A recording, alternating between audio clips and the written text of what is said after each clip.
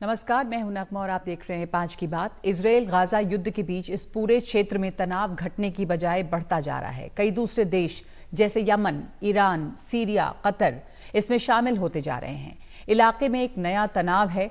रूस, यूक्रेन और इजराइल फिलिस्तीन जंग के बाद अब एक और जंग दुनिया देखने के लिए तैयार है। ईरान की सेना ने इराक के कुर्दिस्तान में घुसकर इजराइल के जासूसी एजेंसी मोसाद के मुख्यालय पर मिसाइल हमले का दावा किया है और इस हमले में बैलिस्टिक मिसाइलों का इस्तेमाल किया गया। ईरान की सेना की तरफ से जो बयान जारी किया गया उसमें भी कहा गया है कि सीरिया में इस्लामिक स्टेट के ठिकानों को भी निशाना बनाया गया है। ईरान के रेवोल्यूशनरी गार्ड्स ने इस हमले की जानकारी दी। ईरान की मिसाइलें एरेबिल स्थित अमरीकी दूतावास से बस 40 किलोमीटर दूर गिरी हैं। इससे कुछ ही दिनों पहले ईरान में revolutionary guards general Qasim Soleimani की पुण्यतिथि के मौके पर जुटी भीड़ पर एक बम धमाका हुआ था जिसमें सैकड़ों लोग मारे गए थे। ईरान ने इस हमले में इजराइल का हाथ होने की बात कही थी, लेकिन इस्लामिक स्टेट के रोल को भी नकारा नहीं गया था। अब ईरान ने मोसाद और IS दोनों पर हमला बोला है, वो भी इराक में घुसकर। तो पहले से ही उबल रहे इस क्षेत्र में ये एक नई चिंगारी है। इससे पहले 9 नवंबर 2023 के बाद से लाल सागर में जहाजों पर हूथी विद्रोहियों ने 27 बार हमले किए हैं। लाल सागर में हूती बागियों के कारोबारी जहाजों को निशाना बनाने के जवाब में अमेरिका और यूके ने हूतियों के खिलाफ एक जंग छेड़ दी है। अमेरिका और ब्रिटिश सेनाओं ने यमन में हूती विद्रोहियों पर एयर स्ट्राइक किया है, जिसमें मिसाइल और फाइटर जेट इस्तेमाल किए जा रहे हैं और ये मिसाइल और फाइटर जेट ताबड़तोड़ हमले कर रहे हैं, बम बरस रहे हैं हूथियों के कई ठिकानों पर और कई ठिकाने तबाह हुए हैं। इनमें हूती विद्रोहियों का बड़ा नुकसान हुआ है। ईरान ने अमेरिका और ब्रिटेन के इन हमलों की निंदा की है और कड़ी निंदा करते हुए कहा है कि ये अंतर्राष्ट्रीय कानून के खिलाफ है। यानी यमन के शहरों पर जिस तरह से हमले हो रहे हैं अमेरिका की तरफ से, वो इस क्षेत्र की अस्थिरता को और बढ़ाएंगे। तो ये यहाँ इस क्षेत्र में का घटनाक्रम है और ये जो ताज़ा हमले ईरान ने किए हैं उसके बाद से यहाँ पर तनाव और बढ़ेगा और स्थिति कैसी रहेगी ये देखेंगे। लेकिन इस दौरान भारत के विदेश मंत्री S जयशंकर ईरान के दौरे पर हैं। उनका 2 दिनों का दौरा ईरान का रहा, जहां पे वो ईरान के विदेश मंत्री हुसैन अमीर अब्दुल्लाहियन से मिले हैं और कई मुद्दों पर उन्होंने चर्चा की है। इसी दौरान उन्होंने भारत के आसपास जहाज़ों पर हमले को लेकर बयान दिया है रेड सी में, और कहा है कि ये हमले अंतर्राष्ट्रीय समुदाय के लिए गंभीर चिंता का विषय हैं और इस तरह के खतरों का भारत की ऊर्जा और आर्थिक हितों पर सीधा असर पड़ता है। उन्होंने ये भी कहा है कि स्थिति में किसी भी पक्ष का लाभ नहीं होगा और इसे स्पष्ट रूप से पहचाना जाना चाहिए। इस मुलाकात में चाबहार पोर्ट के समझौते पर भी चर्चा हुई है, जिस पर ईरान के राष्ट्रपति रईसी ने तेजी लाने पर जोर दिया है। भारत ईरान में चाबहार पोर्ट विकसित कर रहा है, जिसमें कुछ देर हुई है और ईरान चाहता है कि ये जल्द से जल्द ये काम खत्म हो, ये जो पोर्ट का विकास किया जा रहा है। पहले सुनाते हैं S जयशंकर ने क्या कहा है। As you are all aware, there have also been recently a perceptible increase in threats to the safety of maritime commercial traffic in this important part of the Indian Ocean. The minister also referred to it. We have even seen some attacks in the vicinity of India. This is a matter of great concern to the international community. Obviously, it also has a direct bearing on India's energy and economic interests. This fraud situation is not to the benefit of any party, and this must be clearly recognized. तो कई चीज़ें हो रही हैं यहाँ पे। Red सी में जो कारोबारी जहाज़ों को निशाना बनाया जा रहा है, एक तो वो मामला है जिसे कि हमारे विदेश मंत्री S जयशंकर उठा रहे हैं। इसमें भारत के हित के अलावा दुनिया के तमाम देशों के कारोबारी हितों पर असर पड़ रहा है और यहाँ पे जो यमन के बागी हैं, हूती हैं, वो जो हमले कर रहे हैं उसका मुद्दा भी उठाया गया है ईरान में। इधर ईरान के जो हमले हुए हैं इराक के कुर्दिस्तान में, जिसमें मोसाद के हेडक्वार्टर्स और IS के ठिकानों को निशाना बनाया गया है, उसका क्या असर होगा इस क्षेत्र में? तो हमारे साथ मौजूद हैं इंटरनेशनल अफेयर्स के एक्सपर्ट कमर आगा और डॉक्टर शुभा चौधरी, जो एडिटर हैं centre for India West Asia dialogue. Qamar Agha साहब, कुछ दिनों पहले ही हमने देखा कि जनरल सुलेमानी की जो पुण्यतिथि थी, उस दौरान एक बम धमाका हुआ ईरान में, और वो उस वक्त भी बहुत हंगामा हुआ कि इसका क्या असर होगा। लेकिन किसी न किसी तरह ये तमाम देश इस इजराइल गाजा के युद्ध में खिंचते चले आ रहे हैं। अब जो ईरान ने कार्रवाई की है इराक के कुर्दिस्तान में, उसका क्या असर यहाँ पर दिखता है? मोसाद के ठिकाने पर हमला करना, वो आतंकी गतिविधि, उसको बता रहे हैं कि ईरान के खिलाफ वहाँ पर जासूसी हो रही थी। तो अब ये किस तरह से हालात वहाँ पे बदलेगा? बदलने के बजाय मुझे तो लगता है और बिगड़ेगा, जैसा आपने पहले भी बताया। और जाहिर सी बात है, मोसाद के ठिकानों पे अटैक हुआ है, या अमेरिकन एम्बेसी के पास उन्हीं ने अटैक किया है। इसका अब वो बदला लेंगे, यही चल रहा है। फिर उसके बाद इससे पहले ईरान में हुआ था अटैक कासिम सुलेमानी। अब ईरान खुल के मतलब कन्फ्रंटेशन 1-on-1 ईरान इजराइल की हम देखेंगे? ईरान अभी भी मुझे लगता है कि थोड़ा नहीं चाहता कि वार फैले, इसलिए कि जो कुछ उन्हीं ने तरक्की की है, जो कुछ भी हुआ है, वो डिस्ट्रॉय हो जाएगा। इसलिए कि फिर वार पूरे रीजन में फैल जाएगी, और रीजन में फैलने के मतलब ये है कि तेल की सप्लाई भी डिस्टर्ब हो जाएगी। ग्लोबल इकोनॉमी के साथ साथ भारत पे भी असर पड़ेगा, जिसका जयशंकर जी ने जिक्र। मगर वो दूसरी तरफ ये भी है कि वो रुकने वाले नज़र नहीं आते। अगर उन पे इन लोगों की ईरान और उसके अलावा जितने भी मिलिटेंट ग्रुप्स हैं, चाहे हूती रेबल्स हों या शिया मलेशिया इराक में हो, या और दूसरे हिजबुल्लाह वगैरह, हमास वगैरह, इनकी स्ट्रेटजी लगती है कि धीरे धीरे आप वॉर करते रहो और अमेरिका को और इजराइल को चारों तरफ इंगेज कर लो। रेड सी पे काफ़ी बड़ा डिप्लॉयमेंट अमेरिका को करना पड़ रहा है इनको रोकने के लिए, British and American naval presence. फिर उसके अलावा पर्शियन गल्फ में ईरान को डील करने के लिए, ईस्ट मेडिटेरेनियन में उनको डिप्लॉयमेंट करना पड़ रहा है कि अगर हिजबुल्लाह अटैक करता है इजराइल पे तो उसको रोकने के लिए। फिर उसके अलावा शिपिंग इधर उधर जो कतर और बहरीन में भी, जहाँ पे इनकी जो सेंट्रल कमांड है उसका हेडक्वार्टर है, वहाँ पे भी फोर्सेस बढ़ानी पड़ी हैं। तो huge expenditure, America already involve है यूक्रेन वॉर में। तो एक ये है, अच्छा ये लोग फुल फ्लेश वॉर भी नहीं करते, इसलिए कि हूती तो रेबल्स एक तरह से एक रणनीति है, एक रणनीति है कि छोटी लड़ाइयां, छोटे जंग में इनको उलझाए रखें और लंबे समय तक खींचे। डॉक्टर शुभा चौधरी को इसमें इंक्लूड करना चाहूंगी, फिर मैं आऊंगी आपके पास।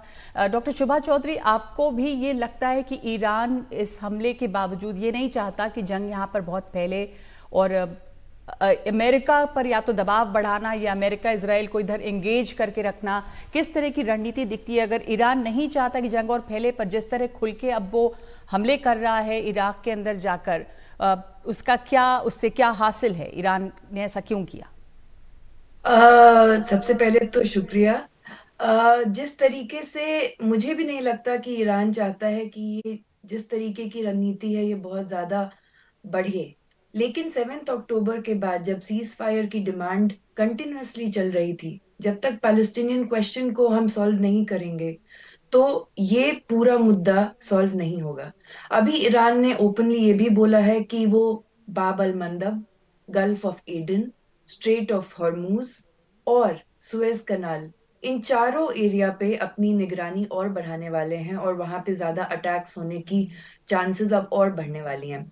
लेकिन इससे हमें दो चीजें याद रखनी है। पहला, कि अभी ग्लोबल इकोनॉमी $307 ट्रिलियन के डेप्थ में है, द एंटायर ग्लोबल इकोनॉमी।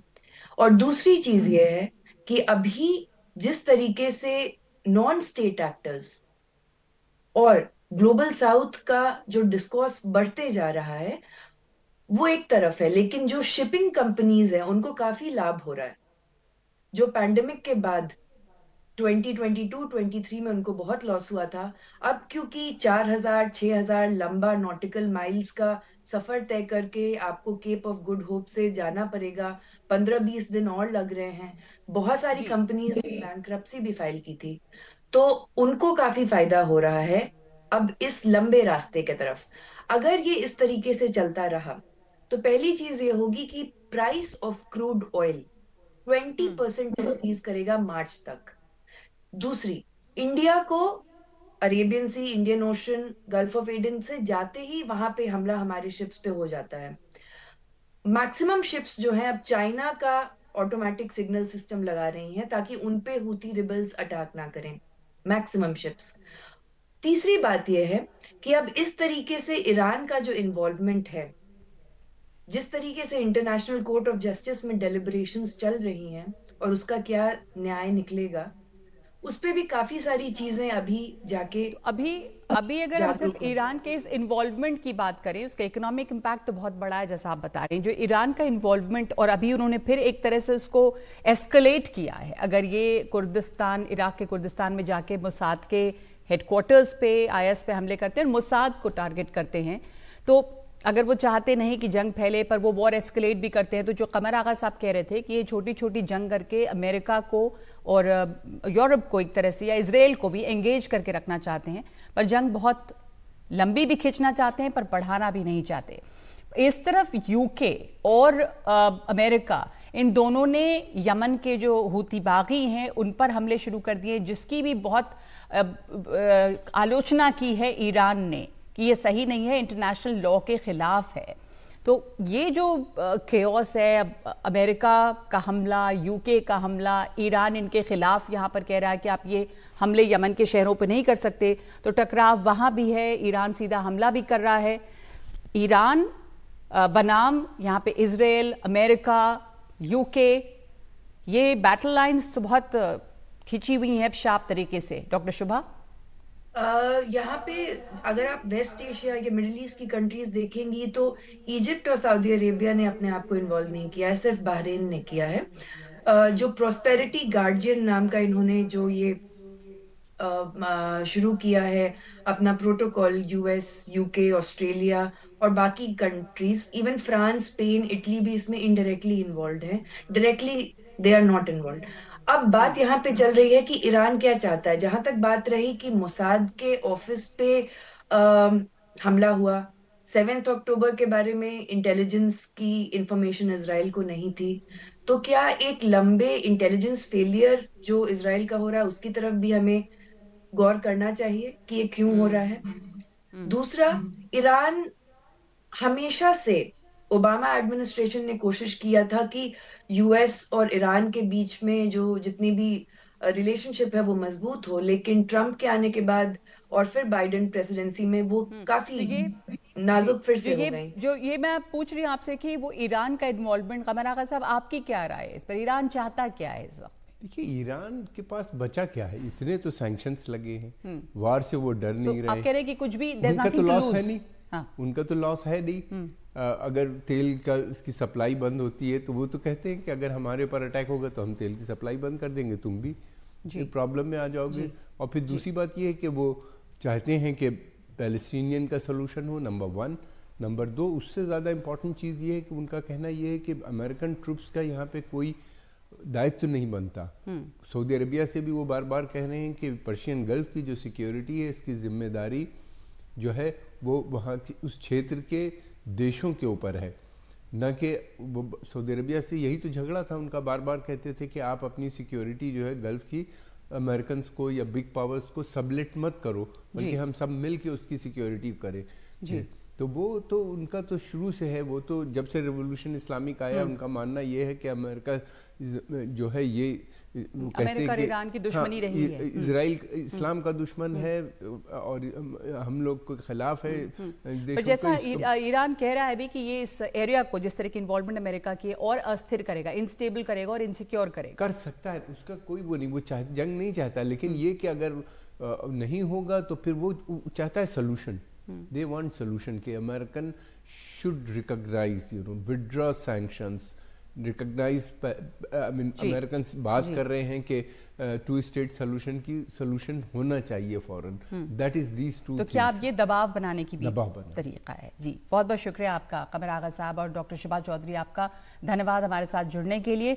प्रधानमंत्री जो हैं वो दौरे पर हैं साउथ इंडिया के, और इस समय वो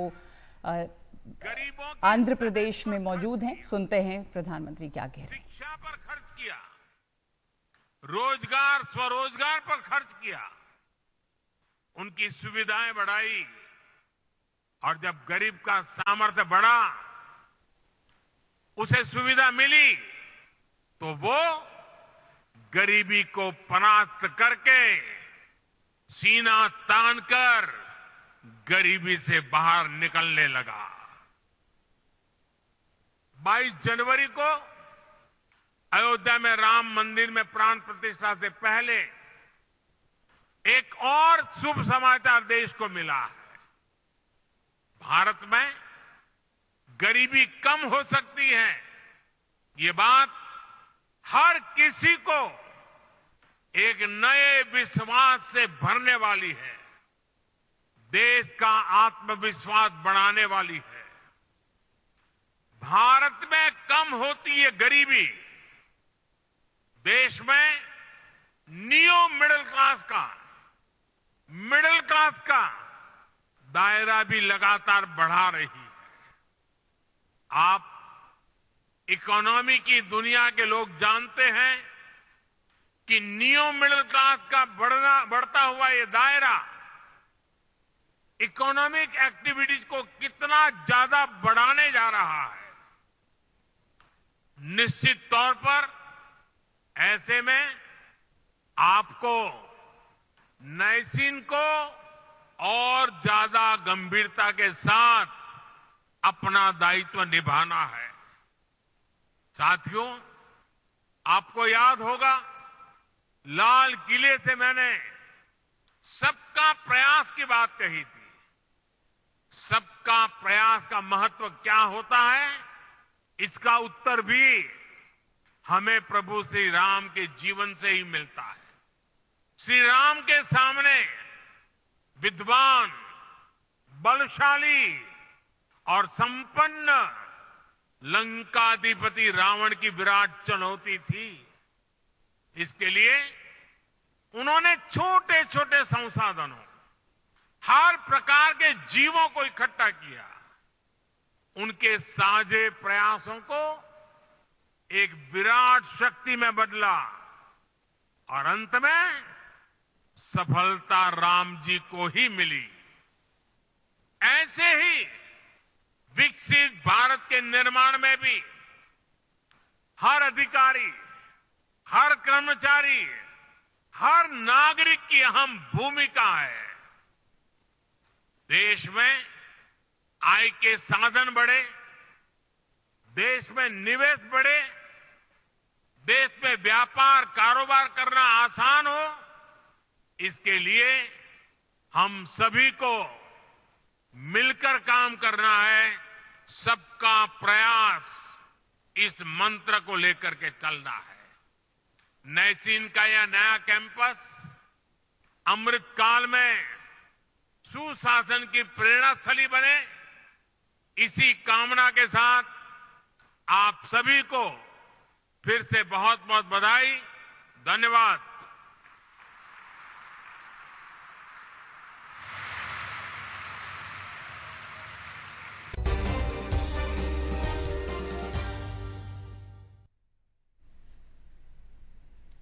राहुल गांधी की भारत जोड़ो न्याय यात्रा का आज तीसरा दिन है। आज यात्रा नागालैंड के कोहिमा से शुरू हो गई और राहुल गांधी ने कोहिमा में स्थानीय लोगों से मुलाकात की। यात्रा के बीच राहुल गांधी ने प्रेस कॉन्फ्रेंस कर बीजेपी पर निशाना साधा।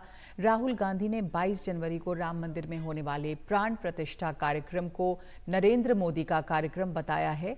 राहुल गांधी का कहना है कि कई बड़े संतों ने भी कहा है कि इस राजनीतिक कार्यक्रम को आरएसएस और बीजेपी ने प्रधानमंत्री के इर्द गिर्द बुना है। ऐसे में कांग्रेस का इसमें शामिल होना मुश्किल है। राहुल गांधी के इस हमले पर केंद्रीय मंत्री राजीव चंद्रशेखर का ये बयान। We are open to all religions, all practices. Even the authorities of the Hindu religion, the biggest authorities of the Hindu religion, have made their view public about what they think about the 22nd January function, that it is a political function, right? So it is difficult for us to go to a political function which is designed around the Prime Minister of India and designed around the RSS. Rahul Gandhi lives in this Lala world, in my opinion, where he thinks that everything that he says is predicated by nobody understanding the truth and that he can get away with these atrocious lies. Rahul Gandhi जो भी सोचे, उनके गुरु Sam Pitroda ने भी कुछ ऐसे टिप्पणी किया था 5-6-7 दिन पहले. It is a deeply felt, emotional issue for crores and hundreds of crores of Indians. Rahul Gandhi का इंटरप्रिटेशन जो भी रहे, हमारे लिए ये एक बहुत ही एक महत्वपूर्ण और बहुत ही एक डीपली फेल्ट आस्था का इश्यू है.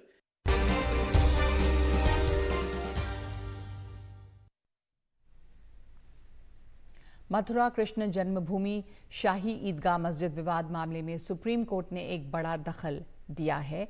फिलहाल शाही ईदगाह मस्जिद में सर्वे नहीं होगा. सुप्रीम कोर्ट ने इलाहाबाद हाई कोर्ट द्वारा कोर्ट कमिश्नर की नियुक्ति के फैसले पर रोक लगा दी है. सुप्रीम कोर्ट ने कहा है कि ट्रायल कोर्ट में सुनवाई जारी रहेगी, लेकिन कोर्ट कमिश्नर की नियुक्ति पर अंतरिम रोक रहेगी. सुप्रीम कोर्ट इस मामले पर 29 जनवरी को सुनवाई करेगा. आयोग का आदेश अगली सुनवाई तक लागू नहीं किया जा सकेगा. सुप्रीम कोर्ट ने हिंदू पक्ष पर सवाल उठाते हुए कहा कि आपकी अर्जी बहुत अस्पष्ट है. आपको स्पष्ट रूप से बताना होगा कि आप क्या चाहते हैं. इसके अलावा ट्रांसफर का मामला भी इस न्यायालय में लंबित है. हमें उस पर भी फैसला लेना है.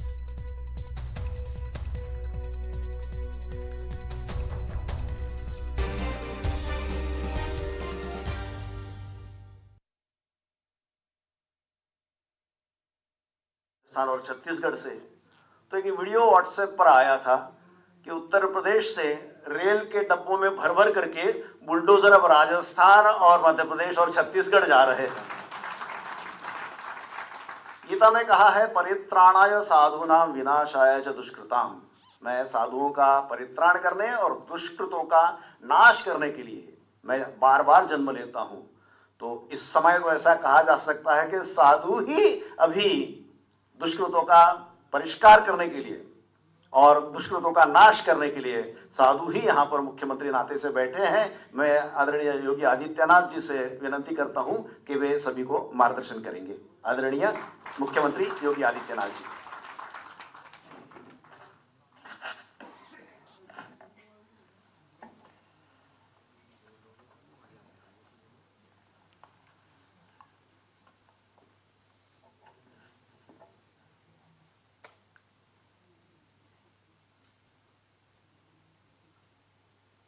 रामाय रामभद्राय रामचंद्राय वेदसे रघुनाथाय नाथाय सीताय पतिये नमः.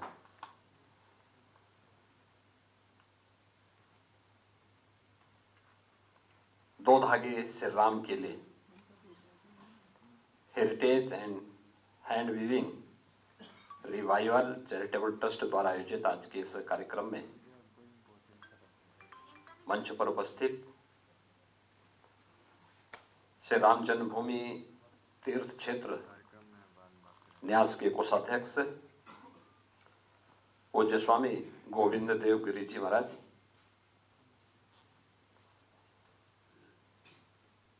गायत्री पीठ महासंस्थान हम्पी कर्नाटक के पीठाधिपति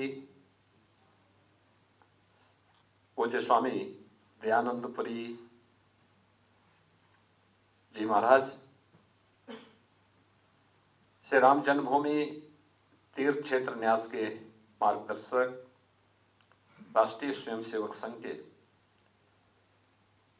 पूर्व सरकारवाह और वरिष्ठ प्रचारक आदरणीय श्री सुरेश जी भैया जी जोशी जी, इस पूरे कार्यक्रम की जो संयोजिका है heritage hand weaving revival charitable trust की संचालिका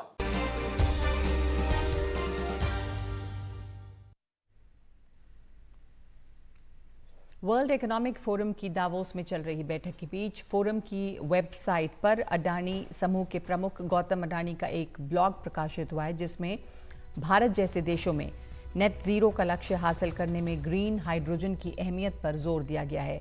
लेख का शीर्षक है reducing cost, the key to leveraging green hydrogen on the road to net zero. Blog में गौतम अडानी ने पर्यावरण के साथ साथ भारत के विकास के लिए भी ग्रीन हाइड्रोजन की अहमियत को रेखांकित किया है। उन्होंने लिखा है, भारत में समाधान ये नहीं कि हम एक जीवाश्म ऊर्जा की जगह दूसरी ऊर्जा ले आएं, बल्कि अक्षय और ग्रीन हाइड्रोजन की ओर तेजी से बढ़ें। सौर लागत में कटौती को ग्रीन हाइड्रोजन में भी संभव किया जा सकता है। इस बदलाव से भारत को ऊर्जा सुरक्षा हासिल करने में मदद मिलेगी और शहरों में हवा की गुणवत्ता सुधारने में भी, खाद बनाने के लिए जरूरी आयातित अमोनिया की कीमतों की अनिश्चितता मिटाकर खाद्य सुरक्षा सुनिश्चित करने में भी इसका योगदान हो सकता है। सबसे अहम बात, इससे दुनिया को जलवायु परिवर्तन के दुष्प्रभावों से बचने का भी अवसर मिलेगा। ग्रीन हाइड्रोजन के क्षेत्र में अडानी समूह काफी अहम काम कर रहा है। Adani new industries limited Gujarat में 10 लाख मेट्रिक टन सालाना उत्पादन पर काम कर रहा है। अगले 10 सालों में इसे 30 लाख मिलियन टन प्रतिवर्ष करने का लक्ष्य है।